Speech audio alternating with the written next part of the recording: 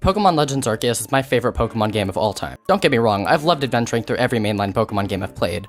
Except maybe you. But Legends Arceus just does so much to improve the classic Pokémon formula in so many different areas, and I think one of the most improved parts is the topic of today's video, the Overworld and its mechanics. Let's talk about it, starting with the game's maps. I'd actually like to compare it to the Pokémon Scarlet and Violet world map, which I also really like. Pokémon SV has a fully open world, which is very freeing and fun to traverse. Legends Arceus instead has you unlock multiple smaller areas that are more tightly designed. While both maps are great, the Legends Arceus map is just much more carefully crafted to incentivize discovery and make it all feel more interesting. The choice between a fully open world and a set of smaller but more intentionally designed areas is a really interesting one, however, and a big reason I find these games so comparable. Anyway, the Hisui region is actually really cool, despite being based on the cringe Sinnoh region. Yeah, I'm sorry, Sinnoh is actually pretty mid. The layout is just so basic and boring, which is why it always blows my mind when people talk about how Legends Arceus has no innovation when Platinum is sitting right there. The Hisui region is actually really cool. The maps in Pokemon Legends Arceus are so well designed, I struggle to even figure out which is my favorite. The Obsidian Fieldlands offers a perfect introduction to the game that's so much fun to run around in. The Crimson Mireland has a cool swamp-like aesthetic that really feels like the next level in the game, with it being inhabited by a bunch of wild, unique Pokemon. The Cobalt Coastlands has what I consider the best water traversal in the Pokemon series, where you have multiple spots to go and explore, and you aren't constantly interrupted by wild battles and Pokemon trainers. The Coronet Highlands has you seeing abandoned remnants of structures that make you wonder what exactly this place was for. And the Alabaster Icelands are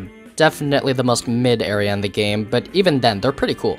The fact that there are barely any trainers to stop you in your tracks here, and that Legends Arceus uses the far superior Overworld battle system rather than the random wild battle system, allows for the most freeing feel that any Pokemon game has ever had. I really only think you could make an argument for Scarlet and Violet being better in this aspect. Honestly, my favorite area might even be Jubilee Village, the hub area that connects all the other main areas. Think Inkopolis from Splatoon, in like the 1600s. I just love how comfortable and homey feeling this little town is. I love when games that are usually full of action have a nice peaceful area to relax. You have the pasture with the Pokemon you've caught, the Galaxy Team headquarters, a battleground, and even your own little house. And it's not even just the designs of these areas that contribute to their atmosphere. As usual with Pokemon, the music is also great. Pretty much all the songs are amazing, but some of my favorites are Obsidian Fieldlands 1, Midnight, Lake Theme, End Credits, and of course, Jubilee Village, which I think is one of the best songs in the Pokemon franchise. Everything feels so natural and fluid too. The transitions into battles don't even have the camera cut away. Battles take place right in the overworld, and this really saves the game from feeling like it's constantly wasting your time. Lots of Pokemon games have this problem where the pacing is too slow that you can start to feel less invested. It's not that I have a problem with cutscenes and dialogue in Pokemon games, I want those in Pokemon games, but there are ways to do it that don't feel tedious. Look at this, did you catch it? Akari started talking as she was walking towards me. In any previous Pokemon game, she would walk towards you, stop walking, turn to face you, then start talking. But having her talk as she heads toward you feels so much more natural and less,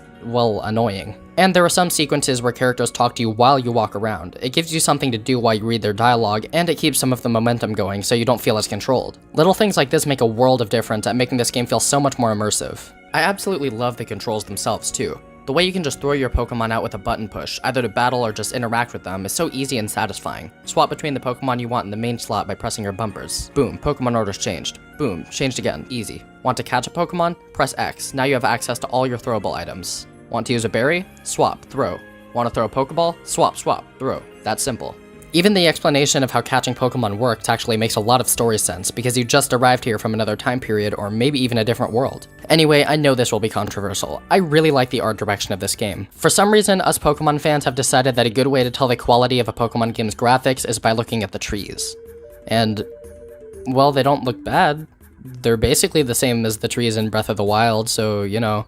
But really, I enjoy how much of this game looks like an ink or watercolor painting. Seriously, is it just me who's reminded of watercolor when looking at the sky? Most Pokemon games just have really bright colors, which look nice, but I prefer Legends Arceus' take on it more, with the colors being so slightly muted and washed out. And things like the menu options and unique battle effects having a hand-drawn and colored style to them work to give this Pokemon game a really unique tone with its emphasis on exploration and discovery. It really feels like you're mapping an uncharted territory, and it feels all the more real for a variety of reasons. One being that you can actually get hurt. This happens from falling from a tall height, but also wild Pokemon themselves. I'm all about feeling connected with my Pokemon, and making these wild Pokemon feel like actual beings that can interact with me, that I actually have to consider the presence of when walking around, it makes them feel so much less like lines of code. Never has there been a Pokemon game where just moving around is so enjoyable. I think we as players take for granted the importance of movement in a Pokemon game. At least I take movement in Pokemon games very seriously. I think in a series where traversing the world is such a big element, like Pokemon, movement needs to feel efficient and fluid. You want the player to want to run around the world without getting bored. Movement in Pokemon Legends Arceus is the best it's ever been in the Pokemon series. Yes, even better than Pokemon Brilliant Diamond and Shining Pearl. On the avatar themselves, the only addition is the new dive roll move. Yes, just a dive roll, but it changes so much about how you tackle these environments. You'll often use it to dodge Pokemon attacks, but it also allows for some different ways to scale upward in some places, and even makes jumping off of small ledges so much more fun. However, it is slower than running, so you won't be using it all the time. The dive roll strikes a perfect balance where it's slow enough so that you don't use it all the time, but quick enough to where you want to use it in situations it feels cool. But it's not just you for the whole game. You attain several ride Pokemon through the game, which allow for much more liberty in how you can move. The only one I consider really below average is Ursaluna.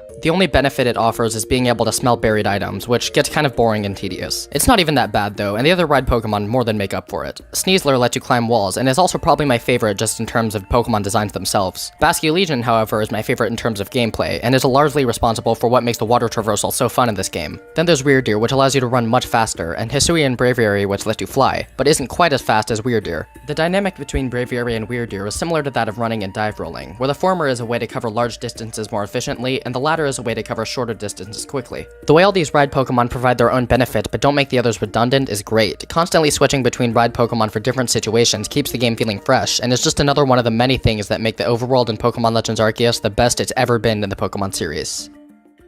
Thank you for watching, everyone. If you enjoyed the video, maybe leave a like, and if you'd like to see more content like this, I recommend subscribing. This topic was pretty specific, but I ended up having quite a lot to say about it. I would love to hear your opinions though, so let me know what you think in the comments. I'll talk to you there. Later.